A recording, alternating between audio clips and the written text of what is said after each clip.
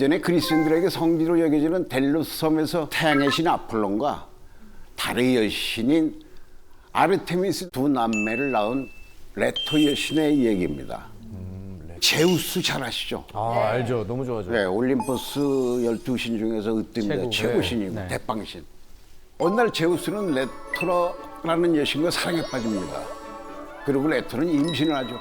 하지만 정실부인이면서 가정과 결혼의 여신인 헤라는 제우스 아이를 가진 레토를 질투해서 레토를 신들의 세계에서 추방을 하면서 누구든지 출산을 돕는 자들은 영원한 헤라의 저주를 받을 거라고 선언하죠. 출산이 임박하면서 레토는 해산할 장소를 찾았지만 모두 헤라의 저주가 들어와서 아무도 레토를 도와주지 않았어요. 레토는 한참을 찾아 헤매다가 겨우 파도를 따라서 떠도는 섬인 이 델로스를 발견합니다. 그리고 어렵게 아폴론 아르테미스 남매를 출산하게 돼요. 레토는 출산 후에도 헤라의 질투로 인한 해코지를 늘 걱정하면서 살아야 했습니다. 어느 날 아폴론과 아르테미스 쌍둥이 남매를 낳은 레토는 어느 마을에 도착을 해요. 이 남매를 안고 있지, 또 이 배도 고프지, 또 목도 마르지. 지칠 대로 지친 레토는 우연히 한 호숫가를 발견합니다. 레토가 물을 마시려는 모습을 묘사한 건데요. 이 그림에서 어떤 모습이 보이시나요? 지금 맨 왼쪽에 남자분 지금 발을 담그고 있잖아요. 그리고 맨 오른쪽에 남자분이 또 손으로 밑에 뭔가 퍼올리는 것 같은 느낌이 물 못 마시게. 뭔가 사람들이 굉장히 방해를 하는 것 같죠. 아이하고 좀 너무 목마른데 역시 이매진 씨가 잘 맞췄습니다. 레토는 제발 물을 마시게 해달라고 사정도 하고 부탁도 하고 애원도 하지만은 농부들은 레토를 밀치면서 거부를 해요. 심지어는 레토가 물을 마시기 위해서 물에 입술을 대는 순간 이렇게 발로 휘저어가지고 흙탕물을 일으켜서 절대로 마실 수 없게 방해를 합니다. 왜 저렇게까지 해야 되나? 분노에 찬 레토는 너희들은 영원히 물속에서 살아라 하고 외쳤어요.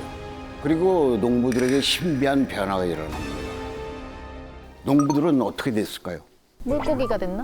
근데 상반신만 됐어. 반만. 반반? 네, 물 가지고 장난쳤으니까 물에 못 들어가는 동물로 만들거나 뭐 그러지 않았을까요? 약간 비슷한데. 아, 그래요? 그럼 그림을 하나 볼까요? 상반신만 진짜. 우와, 개구리다. 아, 개구리로 변했구나. 레토의 말이 끝나자마자 이 목은 넓적하게 부풀어 오르면서 입은 옆으로 쫙 찢어지고 그리고 배는 흰색으로 개구리가 된 겁니다. 물 한 모금 제대로 얻어 마실 수 없는 레토는 얼마나 비참하고 외롭고 괴로웠을까요? 쌍둥이 남매를 출산하기 전부터 출산한 후에도 레토를 도와주는 사람은 아무도 없었어요. 하지만 그래도 저에게는 주변에서 도와주는 사람들이 많았습니다. 혼자서 영국에서 아이를 둘을 키우느라고 정말 어려움이 많았습니다. 특히 제가 걱정하는 게 아이들이 사춘기였어요. 큰 아이가 딸이다 보니 가장 또 힘들었을 때가 딸의 초경이었습니다. 마음은 다 먹고 있었는데 막상 다치니까 어떻게 해야 될지 모르겠더라고요. 그때 친하게 지냈던 이 아주머니에게 조언을 구했습니다. 제가 이 어떻게 하면 좋겠습니까? 그랬더니 케이크하고요 꽃이랑 이렇게 선물 주면서 축하해 주라고 하더라고요. 그분들의 조언을 따라서 제가 이 딸한테 선물을 주면서 축하한다고 했더니 우리 딸이 그냥 깜짝 놀라는 거예요. 그런 일화도 있었습니다. 저한테 내밀어준 고마운 도움의 손길이 없었더라면 아마 레토처럼 제 영국 생활도 정말 고달프고 외로웠을 겁니다.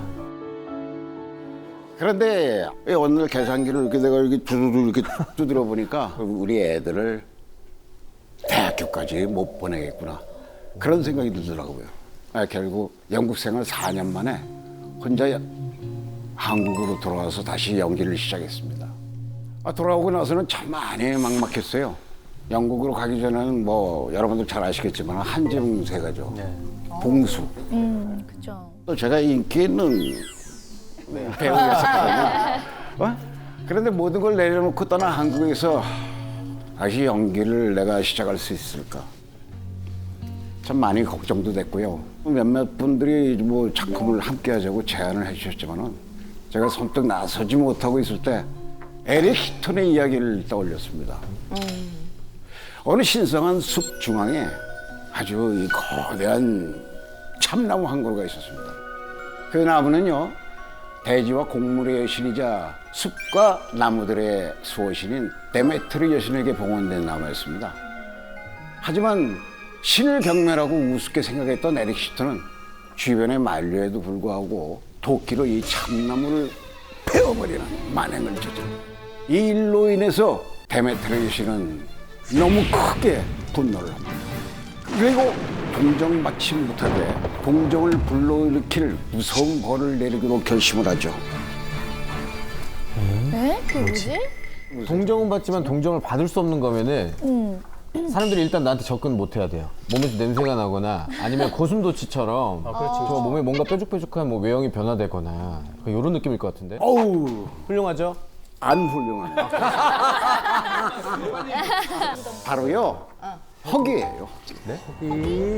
배고픔, 허기. 데메테르는 허기와 기아의 여신인 파메스에게 에릭 히톤의 뱃속에 들어가가지고 음식을 먹고도 계속 이 배고픔에 시달리도록 만들어 달라고 합니다. 너무 고통스럽겠다. 너무 괴롭겠다. 너무 싫은데. 최악이다, 최악. 그림 속 오른쪽에 빼빼 마른 여자가요, 바로 허기와 기아의 여신인 파메스예요. 무지개 여신 이리스로부터 데메트르의 명령을 전달받고 있는 거죠. 그리고 왼쪽 이렇게 귀퉁이를 보면요, 자고 있는 에릭 히톤과 파메스 모습 보이죠? 네. 들어가는 거구나. 데메트르의 명령을 받은 파메스는 에릭 히톤의 집에 찾아가서 깊은 잠에 빠져있는 에릭 히톤을 두 팔로 깨어나요. 그리고 이 목과 가슴, 입안에 숨을 크게 불어서 허기를 꽉꽉 채워넣습니다. 자, 이제 에릭 히톤은 아주 큰일 났습니다. 신의 저주를 받은 에릭 히톤은 집에서 깨어나자마자 견딜 수 없는 허기에 시달려요. 하인들에게 먹을 수 있는 모든 것을 사오라고 시킵니다.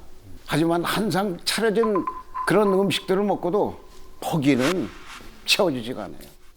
야, 이것들아! 왜 먹을 것을 너 안 가져오는 거야? 더 가져오란 말이야! 더! 온 세상 사람이 먹을 수 있는 그런 양을 먹고도요, 이 에릭 히톤의 걸신들인 시장기는 해결되지 않습니다. 결국 조상한테 물려받은 재산도 탕진합니다. 심지어는 먹을 음식을 마련하기 위해서 바로 이것까지 팔아넘깁니다. 뭘까요? 이것?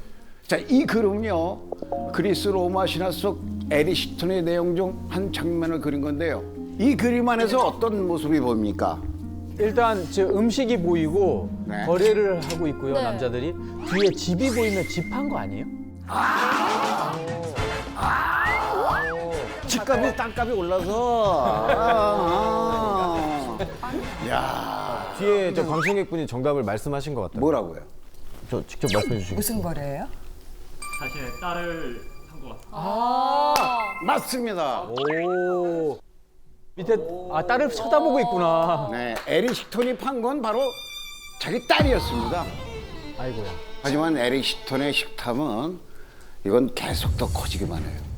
돈은 다 떨어지고 더 이상 먹을 음식이 없자 에릭 히톤은요, 바로 자기 팔다리와 자기 사지를 뜯어먹습니다. 결국 에릭 히톤은 뭐가 남았겠습니까? 뼈. 뼈까지 먹었어요. 진짜요? 그럼 뭐가 남아? 마지막은 먹어야죠. 이만 남았어. 자, 이만 남기 제 목숨을 잃고 맙니다. 근데 왜 데메트르 여신이 내린 벌이 허기였을까요? 일단 데메트르 여신의 저주를 저도 받고 있는 것 같아서 저도 참 잘 먹거든요. 잘 먹는데 네. 그 심리학에서는 그런 얘기 많이 합니다. 가장 불행한 사람 중에 하나가 만족을 모르는 사람이다라는 얘기 많이 하거든요. 그러니까 만족을 모른다는 게 끊임없이 이제 그 채워야 되는 사람인데 만족을 모르면 결국 멈추지를 못하면 그 행동을 계속한다. 그래서 불타 없어진다, 소진된다, 네, 자멸한다라고 얘기를 하거든요. 그래서 만족감이 가장 지혜로운 사람의 그 덕목 중에 하나인데 허기를 벌로 내렸다는 건 지혜를 아예 없애버린 것과 똑같은 셈이 되지 않았을까 저는 그런 생각이 좀 들어요. 그냥. 저는 이 에릭 시턴의 이야기를 볼 때마다 자연과 욕심에 대한 경각심을 일깨워주는 얘기라고 생각을 합니다. 이 참나무를 베기 전까지만 해도 에릭 시턴은 부족함이 없이 살았습니다.